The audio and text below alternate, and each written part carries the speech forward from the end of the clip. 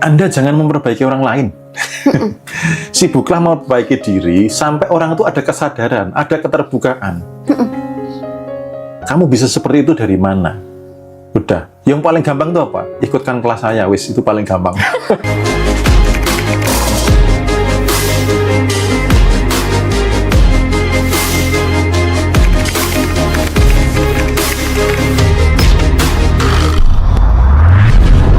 Oke, jadi misalnya kalau kita punya circle yang tukang selingkuh, Mas, apakah itu juga akan membawa diri kita ke situ?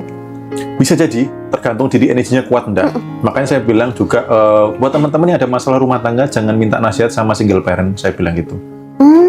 Ya, jadi kemarin yang private sama saya, ini kan rumah tangganya hampir hancur.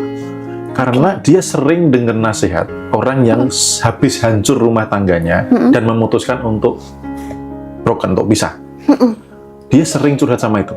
Maka dia hampir memutuskan untuk itu. Kayaknya saya pesimis, Mas, dengan ini. Karena apa? Berdampaknya sudah sampai ke rezeki. Penjualan rumahnya menurun, rumah yang sudah jadi nggak laku-laku gitu ya. Dan lain sebagainya, hutangnya sampai total 2M kemarin waktu ketemu gitu ya. Hati-hati.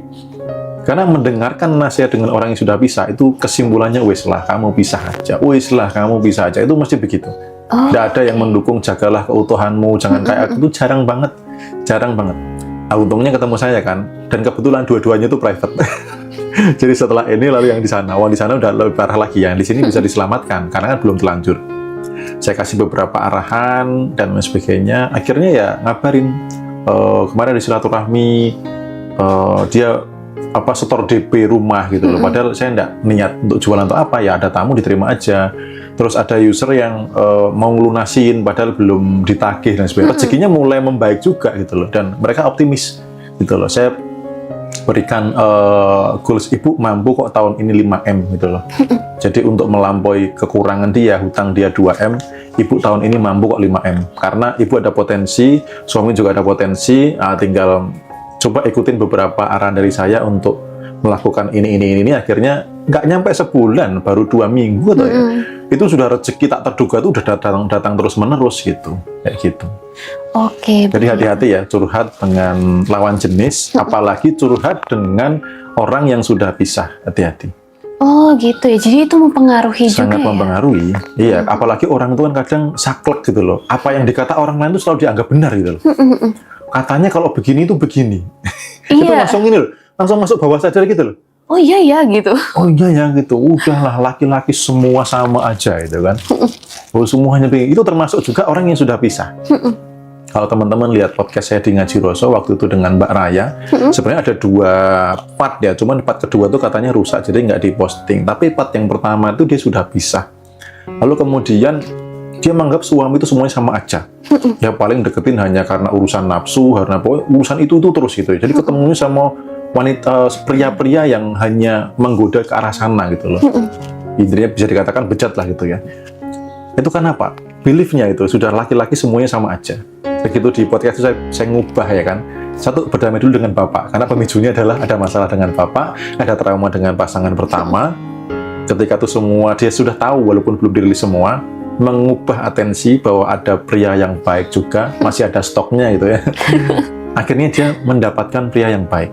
Yang datang sudah bukan lagi yang begitu lagi. Karena apa? Magnetnya ini, si diri ini sudah diubah gitu. Oke, jadi yang perlu dirubah lagi-lagi adalah diri sendiri. Iya. Jangan pengen ngubah orang lain. Saya aja nggak pengen ngubah orang lain. Saya di sini pun hanya untuk ngasah skill diri, bukan untuk mengubah penonton atau mengubah siapa tuh enggak ya, untuk meningkatkan kualitas diri gitu. Oke, jadi habis ini kita nanti di belakang kamera ngobrol ya Pak ya. Saya butuh ilmu sebelum menikah. Kalau pelakor pakai pelet apa tuh? Coba tuh yang ada dari Kak Nur Hayati ini, kalau pelakor pakai pelet apa bisa sadar suami bisa lepas dari pelakor? Bisa. Pelet itu, jadi pelet dan energi-energi sejenisnya itu hanya bermain di frekuensi rendah. Itu hanya bermain di frekuensi rendah. Kalau Anda frekuensinya tinggi, pasangan juga tinggi, itu tidak akan berlaku. Tidak akan berlaku. Orang di pelet bisa sadar loh. Maksudnya dia bisa ngerasa, orang ini melet aku. Oh. Gitu loh. Saya pernah merasakan energi itu. Ketemu orang itu tatapannya, tidak bisa. gitu. Jadi sadar gitu. Makanya tadi kalau kelenjarnya berfungsi dengan baik, kalau aja kelenjar pineal yang membangun kesaktian itu, aduh, hal-hal begitu tuh gila sama kita tuh. Karena medan elektromagnetik kita oke banget gitu ya. Frekuensi kita di frekuensi yang tinggi, di emosi-emosi luhur, hal begituan itu nggak akan ada apa-apanya gitu loh. Ya. Jadi misalkan ngerasa pelakornya pakai pelet atau apa, Anda berbarengan dengan suami untuk di energi yang tinggi, nggak akan kedampak, itu aman. Oke, jadi jaran goyang nggak bisa menyentuh ya? Nggak bisa itu karena dia bermainnya di frekuensi bawah, di frekuensi energi kekurangan. Kalau diri dan pasangan sering di energi kelimpahan, jadi kita tuh nggak ketemu gitu loh. Karena mereka frekuensinya kan di bawah. Nah, secara hukum frekuensi dia tuh nggak bisa naik ke atas. Dia hanya bisa setara dan lebih ke bawah. Nah, kalau pasangan Anda ada di bawah energi itu atau setara dengan itu, kena. Tapi kalau Anda dan pasangan ini di atas, dia nggak kena. Dia nggak bisa naik, nggak bisa masuk ke tataran emosi luhur, tataran penuh cinta, damai, dan hal-hal apa namanya yang di frekuensi tinggi, vibrasi tinggi, itu dia nggak bisa masuk. Makanya contoh salah satu case ya, orang kesurupan itu biasanya kebanyakan karena depresi. Nggak ada orang bahagia itu kesurupan. Gitu. Saya nanganin case kesurupan kalau pas terapi itu nggak cuma sekali dua kali. Waktu dulu ngisi di sekolah-sekolah itu anak-anak kecil sekarang tuh gampang sekali kesurupan gitu loh. Terapi sedikit banyak yang kesurupan. Karena apa? Mereka depresi. Udah di sekolah stres, tugas menumpuk, di rumah nggak dapat perhatian, orang tua sibuk sana sini dan lain sebagainya. Akhirnya gampang depresi dan ya apa namanya jadi kesurupan gitu. Karena frekuensi itu dia hanya bergerak di bawah. Orang happy, orang bahagia, nggak ada yang tiba-tiba kesurupan, nggak ada gitu. Pasti mereka kena depresi, termasuk korban santet, korban pelet, itu karena dia ada di frekuensi bawah. Oke, gitu. Kalau memang itu berlaku untuk semuanya, harusnya korban pertama adalah pesulap merah. Bener. Iya kan? Harusnya korban pertama adalah pesulap merah, tapi nyatanya enggak tuh gitu kan. Gitu.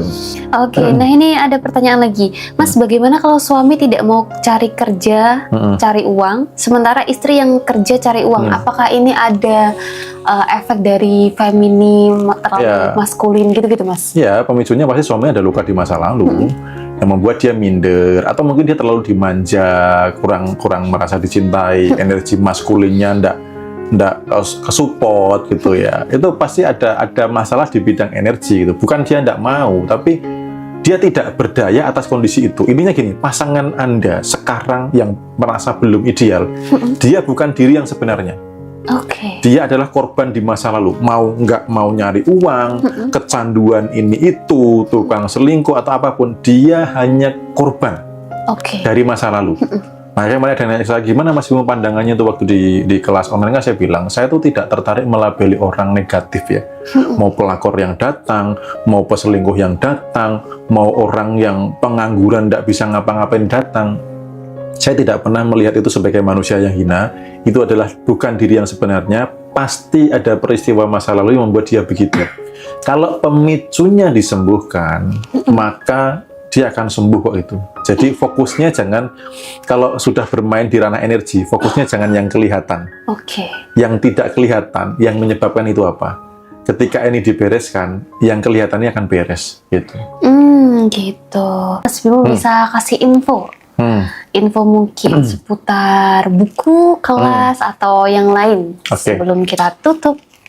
Ya, tadi buku Ripen ada beberapa yang menanyakan, bisa ke profil saya, ya ini tentang perjalanan spiritual 21 hari kembali ke SK Kehidupan. Ini juga sudah banyak testimoni juga yang akhirnya pasangannya juga berubah karena mulai merilis luka-luka dia di masa lalu, termasuk di sini juga ada cara merilis luka juga, biar teman-teman juga nggak hanya sekedar terbatas dari video ini. Kemudian yang belum punya pasangan atau pengen punya pasangan lagi juga bisa salah satunya pakai parfum Happy High Vibes yang di sini. Nah ini kemarin waktu saya komal itu kan ada testimoni juga ya gitu, sampai dia dikejar-kejar berondong juga. Oh, ini kayaknya aku harus pakai ya. Yang awalnya itu, bahkan awalnya tuh waktu dia bilang saya tuh udah nggak pengen nikah lagi, nggak mikirin nikah lagi gitu, saya hanya fokus ke anak, hanya fokus ke masa depan, itu saya dalam hati gini, pret gitu ya. Begitu selang sebulan nggak pernah naik di komal, langsung cerita saya ada 3 pria yang mendekati saya. Gitu, karena dia melakukan afirmasi yang ada di parfum. Dia pakai parfum yang Harmonia. Nah, itu menerapkan afirmasi di situ. Kaget dia tuh. Sampai yang terakhir tuh gini. Dia kan pakai baju yang kayak baju buat pentas gitu loh. Nah, ada temennya yang pengen pinjem, ya. Tapi kan sorry loh, belum disebut suci dan sebagainya. Sampai temennya tuh gini, ini parfum apa gitu loh. Kok aku belum pernah nemu aromanya di mana gitu loh. Ini kok kayak memikat banget gitu loh. Termasuk teman saya yang salah satu komunitas yang mini soccer ya kan. Iya. Saya bilang ini pakai buat istrimu. Nanti jangan kaget reaksimu gitu. Karena kalau udah istrinya pakai yang Harmonia, suami itu hawanya kayak pengen ngusel-ngusel terus gitu loh. Makanya Harmonia itu jadi parfum yang terlaris gitu ya. Kalau Vibratio untuk yang cowok untuk menaikkan karisma, untuk kepercayaan diri dan sebagainya bisa pakai parfum itu. Nah, ini ada pertanyaan dari Teh Ari. Cara memperbaikinya gimana, Mas? Kalau orangnya tidak mau diajak untuk perbaikan, karena biasanya orang yang bermasalah itu nggak mau menyadari kalau dia ada luka masa lalu. Anda jangan memperbaiki orang lain. Sibuklah memperbaiki diri sampai orang itu ada kesadaran, ada keterbukaan. Kamu bisa seperti itu dari mana? Udah, yang paling gampang itu apa? Ikutkan kelas saya, wis, itu paling gampang. Jadi kalau Mas, pasangan saya begini, tidak perlu ikutkan kelas saya, itu paling gampang. Cuman kan untuk mengikutkan kan butuh keterbukaan ya. Jadi teman-teman tuh gini loh, nggak harus selalu membereskan sendiri. Okay. Teman-teman hanya perlu timing supaya pasangan Anda terbuka.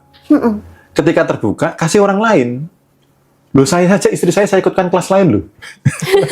Serius. Istri saya itu pernah ikut kelas saya, ya jadi peserta itu pernah sekali.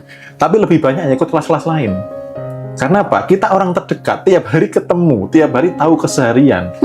Orang terdekat itu titik terlemah sebenarnya. Bahkan seorang dokter pun belum tentu loh jago membuat resep atau mendiagnosa anaknya sendiri. Biasanya dia cari orang lain, tolong anakku lagi ini buatkan resep atau diagnosa. Karena ada kemelekatan yang tinggi kalau dengan orang terdekat itu.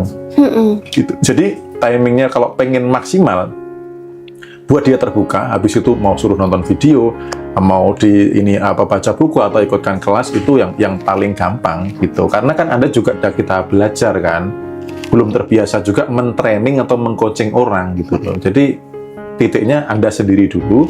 Kalau orang lain jangan-jangan bukan tidak mau, tapi tidak maunya kalau itu dengan Anda. Kalau dengan orang lain malah mau. Contoh nih, walaupun Anda pasangannya, belum tentu loh ya, orang tuh terbuka sepenuhnya terhadap luka masa lalu. Oke. Bisa jadi terbukanya sama orang lain. Contoh misalkan nih ada case nih, saya pernah nanganin ada case yang orang itu pernah dilecehkan. Sampai bilang gini, saya cerita hanya sama Mas Bimo. Pasangan saya pun tidak tahu. Gitu loh. Nah ini kan kalau Anda maksa untuk nyembuhin kan nggak bisa. Orang dia terbuka aja nggak mau kok. Gitu. Jadi ada hal-hal yang kadang walaupun pasangan tidak semuanya dibuka loh. Gitu. Nah, tapi ketika dengan orang lain itu bisa terbuka. Itulah fungsinya ada orang pihak ketiga, bukan orang ketiga ya. Pihak ketiga yang membantu membenahi gitu. Oke. Gitu. Begitu ya ternyata. Jadi pasangan itu pasti ada ruang kosong sendiri yang nggak selalu bisa kita masuki. Selalu bisa diceritakan. Maupun juga misalkan ada pacar gitu kan nggak semuanya diceritakan kan gitu. Kayak gitu, pasti ada sesuatu hal yang kadang orang itu nggak bisa cerita, walaupun dengan pasangannya. Tapi ketika dengan orang lain, nah ketika diceritakan, akhirnya apa? Solusinya kan ketemu. Kalau nggak pernah diceritakan, ditahan, ditimbun, luka traumanya disimpan terus, kan ini mengganggu. Tuh, jadi tugas Anda yang pengen memperbaiki pasangan, sibuklah memperbaiki diri, sampai ada timing yang tepat dia terbuka. Kamu kok makin romantis, kok makin ini, makin itu, kenapa? Atau ada apa dan sebagainya. Oh, aku belajar ini, aku baca buku ini, aku ikut kelas ini. Ya sudah, dia akan lebih terbuka gitu. Oke, nah begitu ya teman-teman, untuk podcast hari ini kita sudah bahas seputar pasangan, rumah tangga, dan hiruk pikuk yang ada di dalamnya. Oke, Mas Bimo, terima kasih juga sudah menemani Mei untuk tadi berapa? 1,5 jam apa berapa Ya, ya? sekitar 1,5 jam. Iya, oke. Nah, teman-teman yang mungkin pertanyaannya belum bisa terjawab, bisa kirim di WA atau mungkin bisa komentar di YT, Ya. agar nanti kita Rekap, bisa bahas. Iya. Kita rekap termasuk ke pembahasan kali ini karena banyaknya pertanyaan terkait dengan pasangan, dan kalau itu mempengaruhi nggak ke rezeki, ya mempengaruhi. Maka segera bereskan supaya rasa Anda, energi Anda tidak bergerak di frekuensi kekurangan, sehingga dia tidak menarik peristiwa kekurangan yang lainnya. Karena sakit hati tidak selalu menarik peristiwa sakit hati. Sakit hati bisa menarik peristiwa sakit dompet, sakit rekening. Artinya sesuatu peristiwa yang bisa mendatangkan kekurangan. Jadi buat teman-teman, bertumbuhlah bersama, ya, atau sendiri dulu yang pada akhirnya untuk bersama, merendahkan ego demi kebahagiaan bersama dalam rumah tangga. Dan ketika Anda bahagia di dalam rumah tangga, otomatis rezeki bisa lebih mudah datang dan lebih banyak lagi.